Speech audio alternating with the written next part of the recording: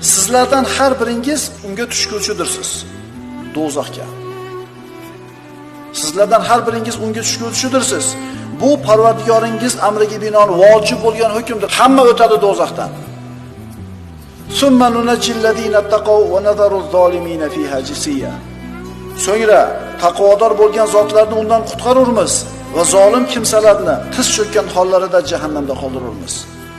Abdulloh ibn Ravoh aytayapti, hammani tushishini gapiryapti, lekin hammani chiqishini gapirmayapti Alloh.